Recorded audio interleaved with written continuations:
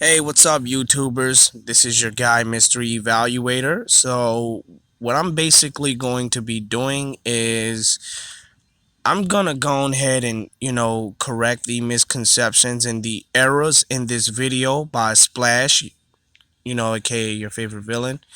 So, basically, I've just recently made a 1 hour, 5 minute video. Uh, Doing that, I really went further ahead, pointing out the common basis of Trigon's power, his capabilities, things he has done. Excuse me. So I'm just gonna make this a lot shorter, and I'm gonna go through it as quick as possible. Okay, so in this case of scenarios, Pennywise's true form, gonna basically give it a highball.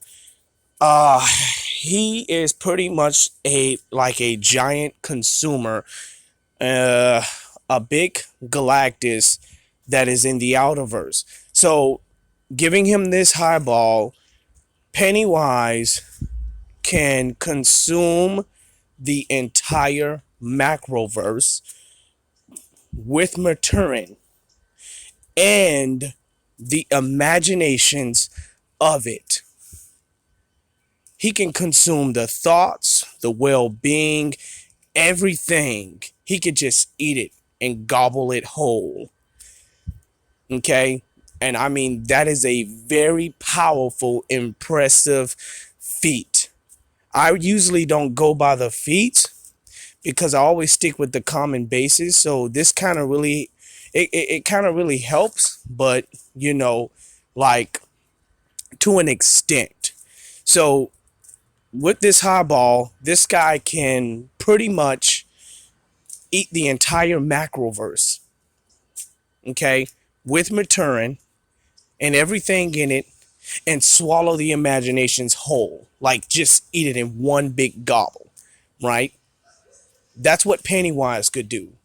Now, Stephen King has never told or made any statements what happens to Pennywise when he eats this or the after effects. He just only stated that he can consume the entire macroverse and reality itself. Since, well, he's beyond creation. So being beyond creation will pretty much, it's pretty much like, okay, we're talking about freaking, we're talking about another version of Galactus, a guy that consumes, that lives on the outside of the entire Marvel universe, and he's just going to these galaxies and eating these galaxies and everything that is in it. So clearly, I'm gonna make this as fast. So we all know that Pennywise can consume the entire macroverse and the imaginations and thoughts of it with Maturin with it. Okay, and basically, it shows that imaginations does not have no limits. Okay, imaginations does not have no limits, as he even stated earlier that one of the characters looked into the eyes of Pennywise and seeing that it was infinity itself. Like, seriously, this guy is freakishly strong. Now, with that being said, we're gonna go over to Trigon. Now, as shown in the DC comics, that Trigon was made from the embodiment and the essence of darkness.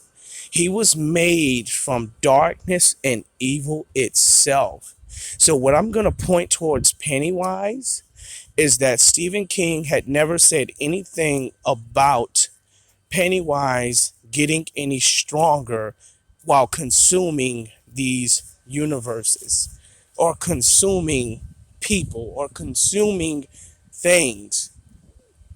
All he ever said and stated was that Pennywise has the capability to consume everything. Okay?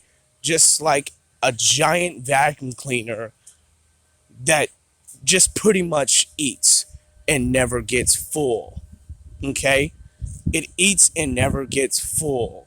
So, but with dark side, well, not dark side, excuse me, with Trigon, as shown in Trigon, that he was made from the essence of darkness and evil.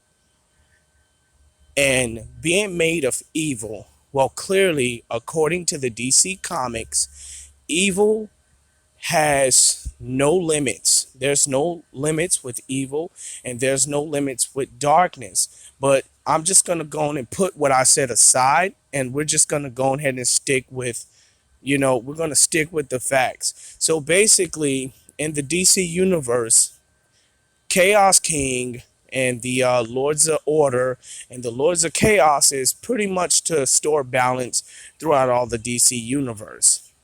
And if anything is more than the other, then it has to be weighed out equally.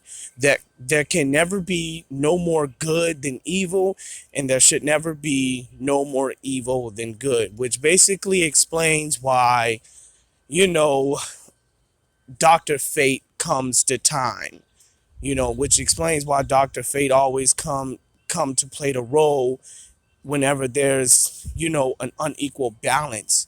This explains the fight in between him and Spectre. He literally allowed Spectre to kill him in order to store balance. That is his whole job. That's his whole purpose. But I don't want to get sidetracked. So the thing with Darkseid, the thing with Trigon is that Trigon can consume the power of darkness. Now, Stephen King said about Pennywise was that Pennywise live in infinite layers of darkness. Okay?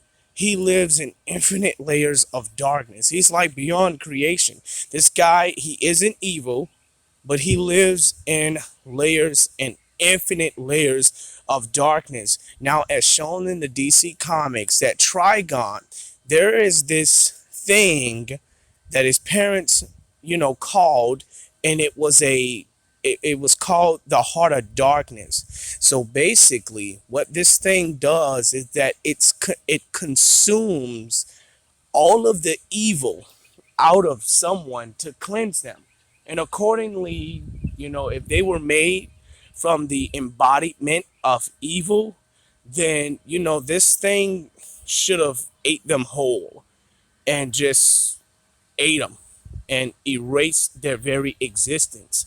So the heart of darkness is basically this creature or some sort of thing that consumes evil, and the evil that it consumes, it erases it, it kills it off. And pretty much like Pennywise, this thing never gets full. It never gets full. Okay, I haven't done any more. I mean, there's, any more research explaining the heart of darkness, or is it that I haven't done enough? But just for the point, the heart of darkness consumes evil and it never gets full. Like Pennywise, Trigon was able to absorb the dead evil, that the darkness and the evil that was deceased, erased within this creature. And because this creature ate evil throughout the entire galaxy, throughout the entire universe and multiverse, this Trigon was able to absorb all of the dead evil and darkness out of it and became 10 times, or possibly, I can't put a number on it, but he literally became the amount of power it consumed evil. So prime example, let's just say the heart of darkness consumed the entire universe. If it consumed the entire universe of darkness and evil, and with Trigon able to absorb it, he has the power over the universe. He has the power to the universe of darkness and evil, plus the power he already has. So with this being said, Pennywise consumed the entire macroverse with maturing in it, right? And because these infinite layers of darkness, since he's above evil, Trigon will be able to absorb the infinite layers of darkness within Pennywise.